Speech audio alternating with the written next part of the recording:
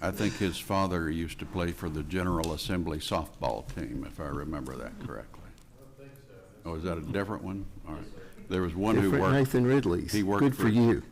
He worked for the General Assembly Legal Services, so that wasn't your father. Okay. But different one. All right, very good. And, Your Honor, if it pleases the court, I'd like to reserve 2 minutes for rebuttal, please. 2 minutes, yes, sir. Thank you, Your Honor. May I begin? Yes, please. Your Honor, this is a paternity case, custody case, that was tried all the way back in March of 2021. Neither counsel present before you today were on that case at trial. We both took this case on appeal only. The essential facts of the case, I represent the mother in this case, Brittany Michelle Gray. There's one child at issue here who at the time of the trial had just turned 3 years of age, a young boy. Obviously, opposing counsel represents the father. Your Honors, I've raised 7 issues, and I'll try to go as quickly as I can. I know time is of the essence. The first issue, Your Honor, has to do with the surname of the child. I will tell you as a preface that this was a very unorthodox trial, as evidenced by the record. 2 cases had been consolidated, the termination of parental rights case and a paternity case. The termination of parental rights case, 3 days before the trial, it was announced by then counsel that it would be non-suited. On the day of the trial, an order was entered to that effect. A continuance motion made, it was denied, and they tried the case on custody issues. The record reflects that the trial itself was very streamlined and unorthodox. I'll just say that. With respect to the surname, the trial court ordered that the surname of the child be changed to that of the father. I want to point out to the court that Barabbas v. Rogers controls all of that issue. I've cited it in my brief. True to form with respect to the way this case went, factors 1, 2, 1 and 2, there was no evidence whatsoever as to those factors. Factor 3, which is the length of time the child had its present surname. At the time the child was 3 years old, that was not obviously not disputed. The child had lived in Tennessee his entire life. That was not disputed. And the child had lived with the mother and her family, whose surname was Gray. That was not disputed. And so, if anything, that factor favored the mother. The only arguable factor, as cited in their brief, that father even could argue, is factor 4, the degree of community respect associated with the present and proposed surname. The surname in question is Rafi, and with respect to that issue, it was cited in the appellee's brief that there was a couple of statements made in the trial about the fact that that family is well known in the community. That's the limit of it. So not even any reference to respect, which is different from simply being well known. Obviously, it could be, if we had to speculate, they could be very popular in a good way. They could be very popular in an infamous way. We simply don't know. This case is so much, or this appeal is so much about what is not in the record. And so there's nothing in the record that, in my opinion, would fit under the factors of Barabbas. The judge said traditionally our children take the father's name, and that will be the case here. That's not a factor, is it? No, Your Honor, and in fact, I cited that, and thank you for pointing that out. Judge Hargrove that was her statement, that traditionally the children take the father's name. In fact, she said our children take the father's name. And respectfully, and I've tried scores before she retired of cases before Judge Hargrove, both good and bad, and that's classic Judge Hargrove, and I have great respect for her, but respectfully, she should not have relied on that factor. So she picked one factor that wasn't even one that she could rely on. So respectfully, our position is there wasn't sufficient proof in the record for her to change the surname of the child, and that the court should reverse with respect to that issue. I'll move on, Your Honors, to the second issue. The second issue was whether the trial court erred in ordering a permanent parenting plan schedule without findings of fact. Respectfully, given my time, I'll just rely on my briefs there, and I'll just simply say there were absolutely no findings of fact made in accordance with 36-6106 with respect to the factors. Obviously, that puts us in a situation of having to guess what the court was relying upon. There was a reference in the appellee's brief to Judge Hargrove's finding that my client was vindictive. Respectfully, I don't believe the record bears that out at all. I think. Well, didn't she tell the father that she aborted the child? Well, the father alleged that, Your Honor, that I believe that the court said that had been alleged at a hearing. In fact, and I don't want to misstate, but I believe that might have even been a previous hearing that had been a Pendeni Lati hearing in the case. I don't believe that was said at trial in either direction. In any event, father had made that allegation and it made its way into the findings of fact. Your Honor, the third issue is a unique issue regarding the structure of the parenting plan. One particular provision allowed for the father with 10 days notice to have unlimited time in the state of Tennessee with the child. Our position is that that violates the court's discretion in this case. In looking at what the court should be able to do, respectfully, and I quoted this on page 14 of my brief, only when a trial court's ruling falls outside the spectrum of rulings that might reasonably result from an application of the correct legal standard to the evidence found in the record, and that's describing abuses of discretion. In this case, again, as someone who's tried at this point hundreds and hundreds of custody hearings and then also trials, it is not acceptable to go with the remedy from the other side, which is to simply say, well, she can always file to modify if it becomes an issue, or he's probably not going to exercise that provision.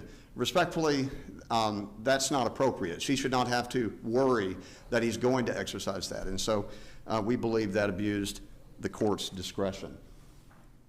With respect to the fourth issue, Your Honor, and I'm sorry I'm going so fast, but I'm limited with time, whether the trial court erred in refusing to present evidence at trial that predated its January 27th, 2021 Pendeni Lati motion hearing.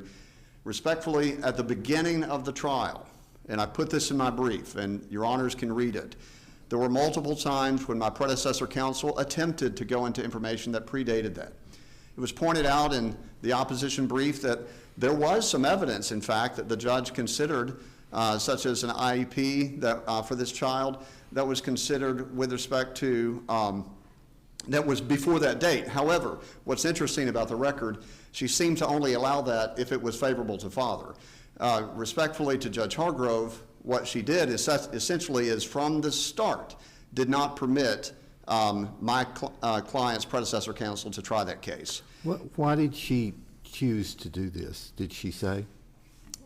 Judge Hargrove, Your Honor? Did Judge Hargrove choose to limit it to the 47 days? Your Honor, I think it's a Camacho issue. I think that Judge Hargrove, my experience with her was that she was used to, once she heard it, Pendeni Lati, she didn't want to hear it again. And so I think, again, in opposition to Camacho, which the court's well aware of that decision, what that simply meant was we really couldn't try our case. Now, I do want to say this, if it's suggested that there should have been an offer of proof, the problem with that is that if there's an offer of, at that point in the beginning, multiple times, our predecessor counsel was trying to get information in from prior to that date, and she was stopped by Judge Hargrove, she would literally have to try the entire case as an offer of proof. And I think at that point, it's just a little bit absurd, quite frankly. I've had plenty of offers of proof, but I haven't had to try a whole case under the guise of an offer of proof.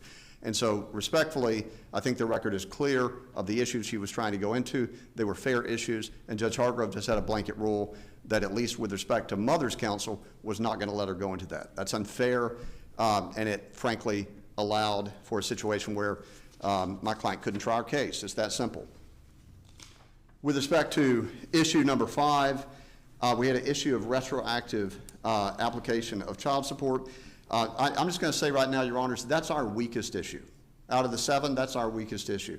I believe in it. I think it is right that it should be considered. In fact, Your Honor, there was a quote from the court, and I do want to point this out on page 24 of my brief, that I thought was telling because, respectfully, Judge Hargrove was, in my opinion, not fair in this case. She said, due to the facts and circumstances of this case, as well as the late voluntary dismissal of the petition to terminate and for adoption, an award of retroactive child support is not appropriate. Judge Hargrove respectfully should not have said, just because my client non-suited a termination of parental rights petition prior to this trial, that somehow that plays a role in whether or not retroactive child support, which the statute says must be applied unless certain facts exist, but certainly it can't be one of the factors that gives the court an out from doing this, that my client non-suited a termination case. And so, respectfully, she was abusing her discretion there as well. With respect to the sixth issue, there was a huge award of attorney's fees. I'll just tell you in Murray County, and this is beyond the record, but I'm just saying this by way of argument, that a $50,000 award of attorney's fees is exceptionally rare in a domestic case of that nature. It is very clear from the record, and I'll rest on the brief on this, that Judge Hargrove was upset about the termination case. The two cases were filed simultaneously within 48 hours of each other. They rode alongside each other. There was no finding by the court with respect to the factors related to the Connors, excuse me, I'm getting my situation here mixed up.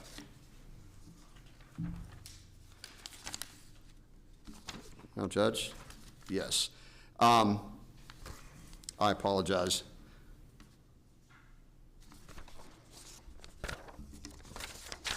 Yes, I'm sorry. The fees regarding these under Connors versus Connors Supreme Court decision, there are 6 factors. I won't go through all of them, but it speaks to what you would think logically should be spoken to when a judge is weighing whether or not to award any attorney's fees, much less a large amount. And I want to point out some things that I pointed out in my brief. Paternity was not contested in this case. Custody to my client was not contested in this case. Current child support was not even contested in this case. And then the court, of course, only limited proof to a window of 47 days. So it is frankly shocking that you would get $50,000 worth of attorney's fees out of that. Now we'll add in the brief, in opposition, it was pointed out that, well, mother hasn't actually paid that yet. She bankrupted out of it. In my opinion, well, she's still paying, but the fact of it is that's an underscore to the problem here. She had to file bankruptcy because of this massive fee order. We asked for a bond to not have to pay this at that time. The judge ordered a $60,000 bond, which my client could not make, and therefore her only other option was bankruptcy. The last issue, I'll be quick, is that technically the judgment is against Stephanie Gray. Stephanie Gray is not a party to this paternity action. She was a party to the termination action, which was dismissed. It's inappropriate and violates all manner of notions of due process that Stephanie Gray would be included in this.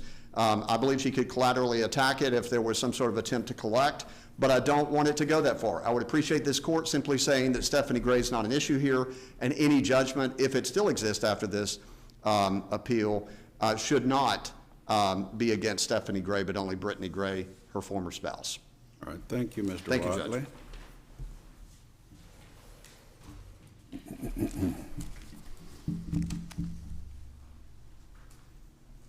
Good morning. Good morning, Your Honors. Attorney Adam Zanitas for Rami Rafi, the father in this case. And may I proceed? Please. I think the first issue that Mr. Watley got into here was changing the child's surname. I think this court's already pointed out that tradition isn't one of those factors from the case law. The first factor is the child's preference. The child was 3 years old, had autism and delays, so I don't think his preference could have been known at the time of trial. The second factor is the change's potential effect on the child's relationship with each parent. Again, the child was 3, had just turned 3 at the time of trial, so I don't think that factor would have applied. And then the length of time that the child has had its present surname. So at the time, it had been about 3 years the child had been with the last name Gray. Now, since that trial, when the last name was changed, The minor child's last name has been Rafi since that time. So technically, as we stand here today, the child's last name has been Rafi legally for longer than it was the day of trial. This is a little bit unique in this case in that the appeal was filed in 2021, and here we are in 2024. So a lot of the facts that were introduced at trial in this case are completely stale now. I mean, you're dealing with a 3-year-old versus a child that's about to turn 7. So I don't know how it took so long to get to this point, but that's where we are. The fourth factor is the degree of community respect associated with the present and proposed surname. There was some testimony, not just by my client, but by his mother about everything they do in the community, about how his parents owned an athletic complex where all the families come in and they know everybody around. So there actually was some proof presented. I don't think the intent of that proof was about the surname, but it could certainly be used to address factor 4. And I don't think this last factor applies either, whether or not the child would be harassed essentially or embarrassed because of the name change. I don't think that would be a factor either. So while I agree with the court that I don't think Judge Hargrove should have relied on tradition, I do think that it was within her scope to go ahead and order that the child's last name be Rafi. The next issue raised by Mr. Watley, it was actually raised by the court. The court asked the question, did she not lie to the father about having an abortion? So the first pendant light hearing in this matter, there was a court reporter, and that transcript was filed with the court. Judge Hargrove mentioned during the course of the trial that she had reviewed the file and that she had read everything, and part of the record was in fact that transcript, and she said she had just read that transcript. So within the transcript, the father goes through in great detail about how she said she was going to have an abortion, and then the first time he found out about the child was seeing posts of the child online. And then I guess he also testified that mother's mother, so the maternal grandmother, reached out to him and confirmed this child does in fact exist. Immediately, he got a DNA test done, and immediately after that, he started paying child support and visiting with the child. So I think those facts are very important. I think Judge Hargrove was probably very upset with mother after considering those facts. The other side of just the facts leading up to the time of filing, Gray is not mother's original first legal name. I mean, she changed her last name to Gray after she got married to her now wife. And then when the child was born, the name Gray was on the birth certificate with the stepmother technically signing her name under father. So knowing she wasn't the father, she still decided to do that. Within the petition that was filed to terminate parental rights, both Stephanie Gray and Brittany Gray signed this under oath. And they said that my client abandoned this child. They said that he did not pay any support. They said that he did not make any efforts to visit this child at all. And at the first pendant light hearing, if you read the transcript, it's very important. He started paying immediately. And there was proof presented and entered into evidence at the pendant light hearing. And then when we come all the way back to 2021, 3 years later, when they come to trial, the attorney representing mother stood up and said, well, it just came to light that there may have been some payments that we weren't aware of. They had already gotten that proof at the first pendant light hearing. So that was a complete misrepresentation to Judge Hargrove, who, by the way, had just read that record. So from a public policy standpoint, we can't have a parent, a step-parent in this case, being Stephanie Gray, come in, sign a petition under oath. She signed it too, alleging that this guy abandoned his kid, carry on litigation for 2.5 years, and then wait till the day of the trial to make it an oral announcement that they're non-suiting the case. She can't possibly get away with that. Judge Hargrove also made a note that a person going through a termination of parental rights, it's almost like you're going through a sentencing for an execution. I mean, that is what it is, and I know they dismissed it, and I know we didn't have to try that case, and I wasn't part of the trial case anyways, but he had to go through 2.5 years with this hanging over his head, and they just decided to dismiss it at the last minute. So we cannot allow people in this state to actually sign off on these TPR petitions just because they're trying to essentially steal away this kid and to get away with it and never have to pay attorney fees. And that's the argument as far as Stephanie Gray goes, owing attorney fees. And her name is on the caption for every pleading. I mean, the case was consolidated for much longer than it wasn't consolidated. For 2/3 of the time, those two cases were consolidated. And coming back to the attorney fees, I cited to Re Nathaniel CT, and it's really the only case I could find that was kind of very close to this case where there were some custody aspects and it was a termination of parental right case. And the standard they set forth for determining whether or not attorney fees could apply is you've got to figure out, is it more of a custody case or is it more of a termination of parental rights case? And in this case, I think it is absolutely clear that at the end of the day, it ended up being much more of a custody case. There were 4 to 5 pendant light hearings where they dealt with temporary custody of the minor child throughout the 2.5 years of litigation. They dismissed their TPR case on the very last day, being the trial date. And my client exercised parenting time and paid child support throughout the course of litigation. So everything that was technically litigated was more so a custody case. I think we know that when you're going through a TPR adoption case, typically there is a home study that's done. Typically, if the court's going slowly, someone will file a motion to expedite because it's supposed to be expedited according to statute. But mother and stepmother, they never did a home study. They never filed a motion to expedite the case and get it set for trial. So they didn't really treat it like a custody case once my client actually or they didn't treat it like a TPR case once my client actually got involved. And I think what really happened in this case is that their initial pleading, this petition that had all these, frankly, lies, backfired majorly, and Judge Hargrove wasn't happy about it, and I don't blame her for not being happy about it. Under the custody attorney fee provision, who may the court assess attorney fees against? To the prevailing party. So Against whom? I have the statute here. Let me see exactly what it says.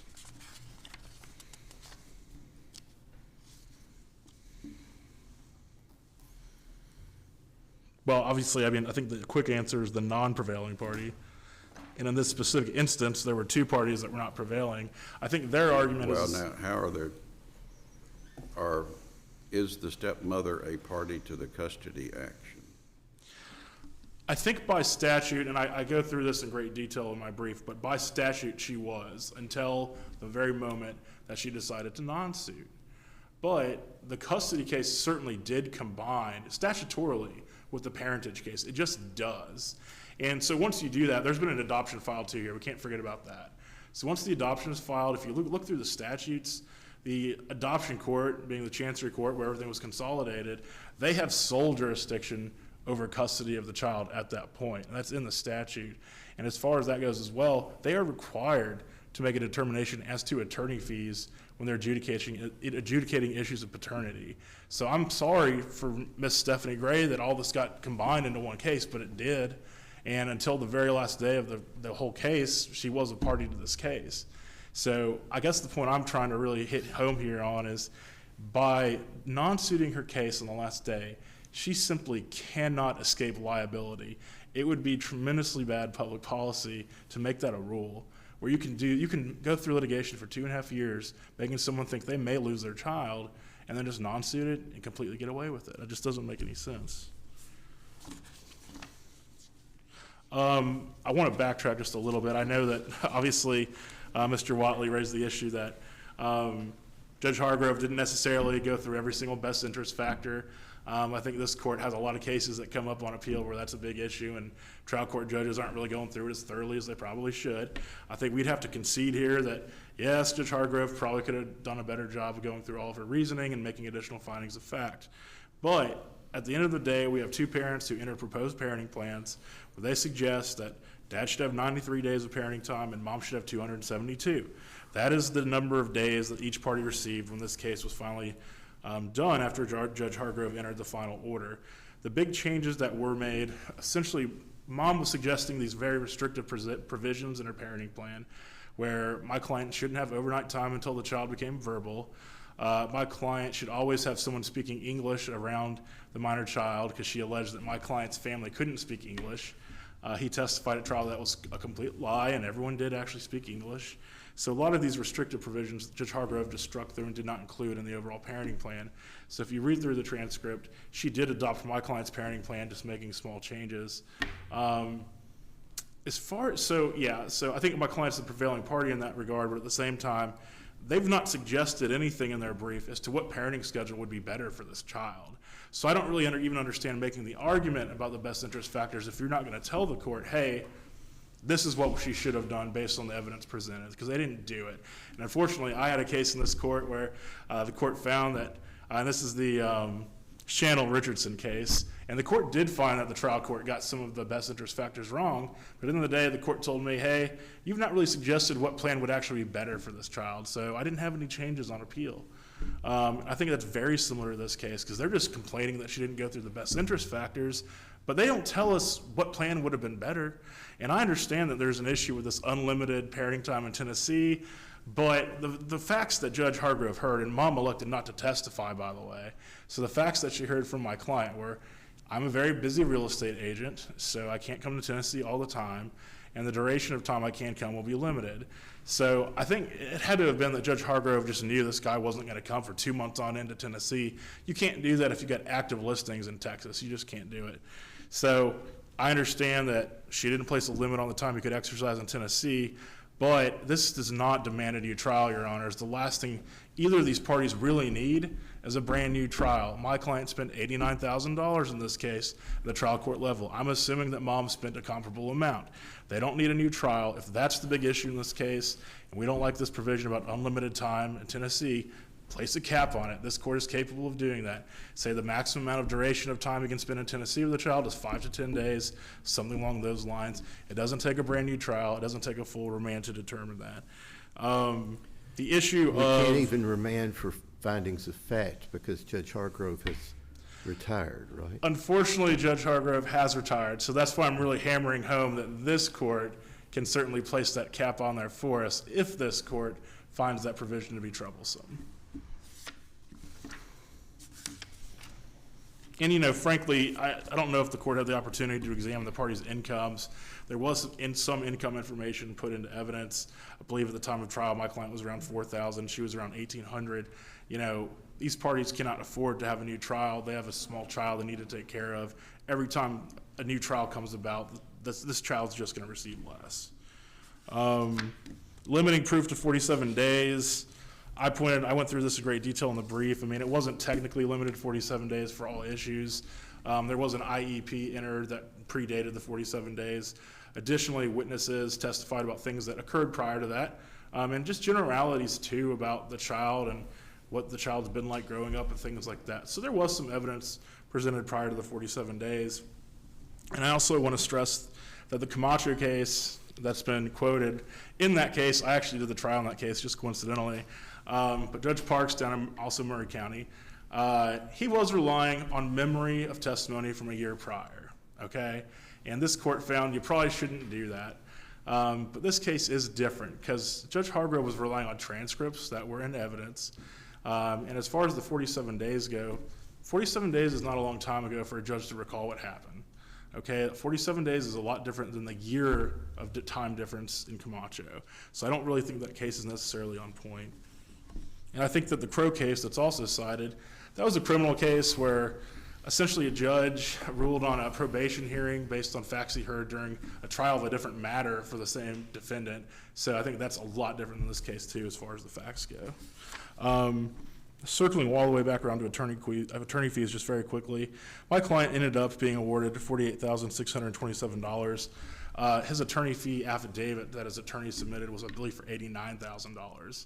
So I understand, according to Mr. Watley, this is a large judgment for Murray County, but it's almost half of what my client was actually billed in this case. So I do think that the court took under consideration that, okay, these parties, neither of them have a lot of money, but Mr. Rafi is the prevailing party and he's entitled to fees. I know it might look bad for her just saying, in large part, due to the mother's vindictive nature, I'm doing this, but if you look through the actual transcripts and if you look through all the pleadings, she opposed any increase in parenting time throughout the entire 2.5 years of litigation. I mean, my client had to incur fees just to see his child, and there were never really any facts presented by mother indicating my client wasn't a good parent. At the final trial, she didn't elect to testify. I think that's very important. I think that if she wanted to raise all these issues on appeal, maybe she should have tried to testify and get some facts into evidence, because she didn't even try to do it. So to me, that's very important too. So I think she actually waives a lot of these arguments by not making an offer of proof and actually trying to get some of the stuff into evidence. That's all I have unless there are further questions. All right. Thank you, Mr. Zanitas. Thank you. Mr. Watley, your rebuttal. Thank you, Your Honor. My client can ill afford this as compared to the other party because she is $50,000 behind the start. because of this judgment against her. I will also add that the case law that I cited is very clear that one cannot receive attorney's fees in a termination case, and there is no way under due process or any notion of law that Stephanie Gray was part of a custody case, even though they were consolidated for purposes of the clerk's working and inner workings of the court. In fact, I would even argue that the idea that they would be tried at the same time is inappropriate because of the different standards of proof that would apply. Clear and convincing evidence for a termination of parental rights and preponderance of the evidence with respect to a custody case. And so that's inappropriate. So actually my client's ex-wife did a favor to the court and did a favor to Mr. Rafi. I will also say that with respect to Judge Hargrove reviewing transcripts, which are from Judge Allen, by the way, this issue of the abortion, and there might have also been an issue about my client's sexuality in there, I'm not sure, but be that as it may, I'm not aware of any findings of fact that actually took place. So Judge Hargrove can't read a black and white transcript, make a finding of fact in the trial on the merits that it was true, which is exactly what she did. That's inappropriate. In other words, for some reason she read it in the black and white transcript that he said it, she accepted it as true. And that's the problem here. Just a couple of other issues, Your Honor. Jones v. Jones, I don't have the site. That was my case 10 or 15 years ago in front of this court. Out of Dixon County, Tim Potter was on the other side. Judge Sexton failed to make findings of fact in that case. We fought and fought and fought. And ultimately this court said, yes, you're correct. But he retired, I believe it was Judge Sexton, he retired during the appeal. So it was ordered for a new trial. So I'm sorry I don't have that site, but I could get it. So do you want a new trial? We do. Okay. All right. Thank you both for your arguments. Thank you, Judge. Call the next case, please.